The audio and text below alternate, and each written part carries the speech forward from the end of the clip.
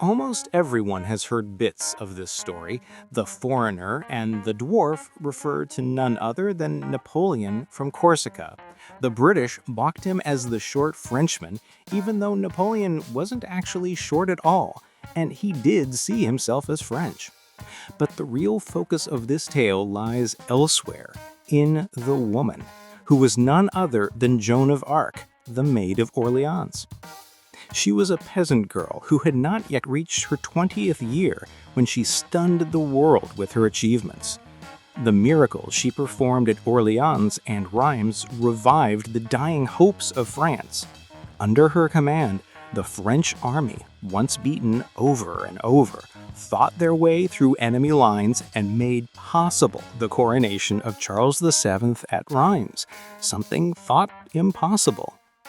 To call Joan a heaven-sent savior of France is hardly an exaggeration, yet her dazzling success naturally raises questions. Before Joan appeared, how had France fallen into such dire straits during the Hundred Years' War? And was Joan truly as miraculous as legend says, or partly a product of royal propaganda? To understand this, we have to start from the beginning, with background of the Hundred Years' War itself, and trace step by step how France brought itself to the edge of the cliff.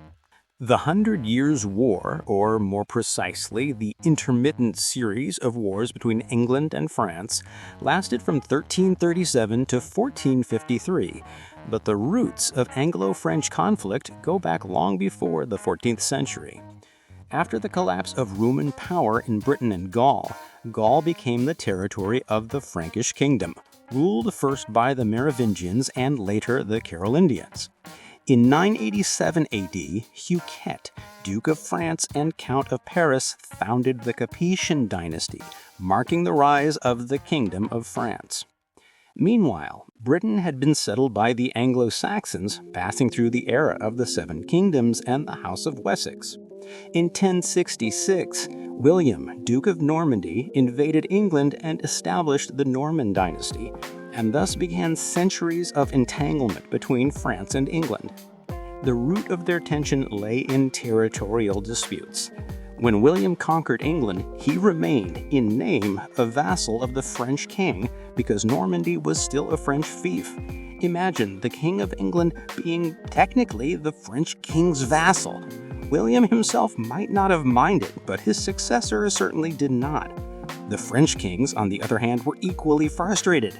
A huge and wealthy province like Normandy had become the domain of a foreign monarch.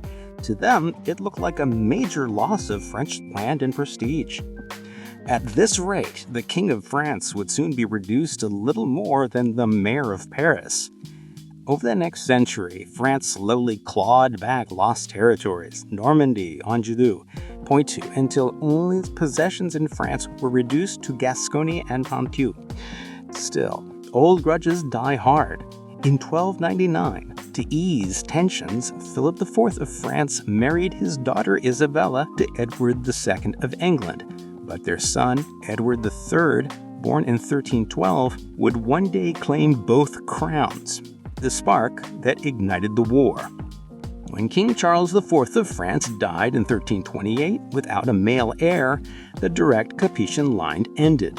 By blood, the closest heir was actually Edward III of England, Charles's nephew through his mother Isabella.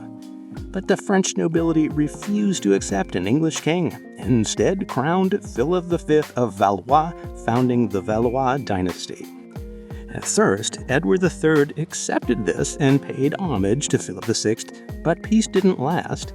France supported Scotland, England's enemy, while England allied with Flanders and other northern states. By 1337, tensions exploded. Philip VI ceded to the English territories of Gascony and Poitou, trying to drive the English out once and for all. Edward III retaliated by claiming the French crown for himself, and thus began the Hundred Years' War. The opening phase was chaotic. France had more people, more money, and more land, but England's king was far more aggressive. Edward borrowed every coin he could find to fund his war. If France had remained disciplined, England might have lost quickly, but instead, France blundered again and again.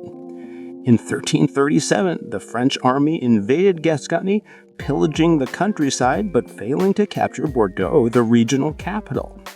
Rumors spread that Edward III would land at Calais, and Philip pulled his forces north to prepare, allowing the English to counterattack and regain ground.